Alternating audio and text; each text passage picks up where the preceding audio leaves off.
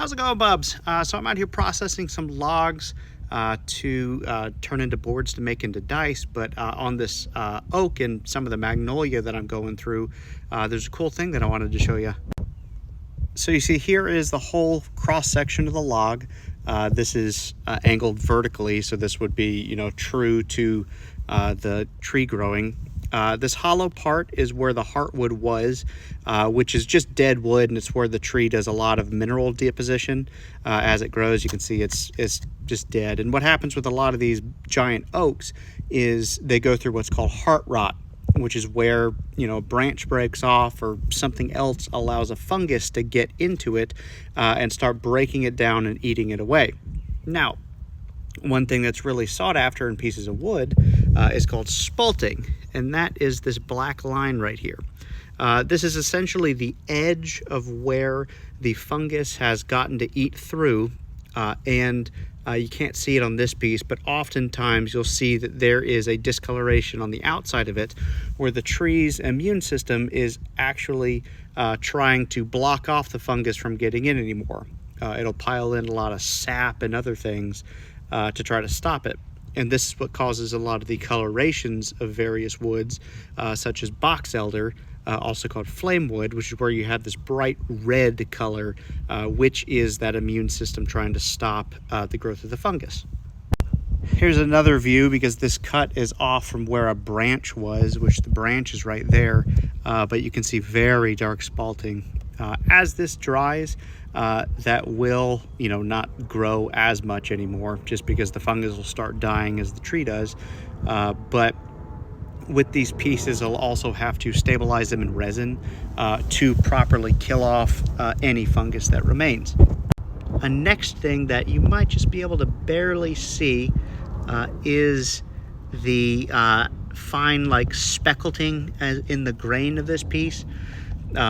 I'll have to see properly when I cut it more, but that looks like this might actually have some quilting figure or possibly ribbon figure, which is another neat thing that happens with certain cuts of wood that really makes for beautiful pieces. But it's cool stuff. For comparison, here's some magnolia pieces, and here's some spalting in the magnolia pieces. These have been drying for a couple of years now. So I should be just barely ready to get these cut down to finish, but just goes to show, even without the heart rot, somehow that fungus can get in and it can, you know, start doing its thing. Given I don't know if it was spalted before I got it, because I got it freshly cut, or if in the process of drying it, this has started to spalt around like one of these checks that formed. So that's a possibility too, but it'll still look pretty nice in the cross section. As a bonus, here's some fresh dogwood that cut. This is from a dying tree, and as you can see, there's a little bit of spalting and discoloration in it too. But this is from a dying tree that was starting to fall, and a neighbor of mine cut it down, and I went and grabbed some pieces. But what's neat about dogwood is this orange color isn't present when it's freshly cut. It's a very, like, just gentle brown, but as it's exposed to oxygen, some compounds and tannins and stuff that are in the wood actually oxidize and turn kind of this nice cherry orange, which is super pleasant.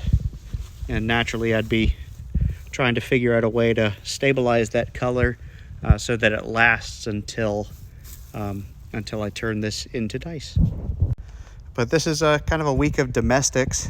I have some that's more oak, shortleaf pine, or possibly loblolly, longleaf pine here, and some bigger logs around the side that I'm cutting, as well as, you know, various pieces of, this is a bunch of old Christmas trees, Douglas fir and Fraser fir, or potentially white fir, as well as sweet gum, mockernut hickory, some cypress, and then a bunch of crepe myrtle.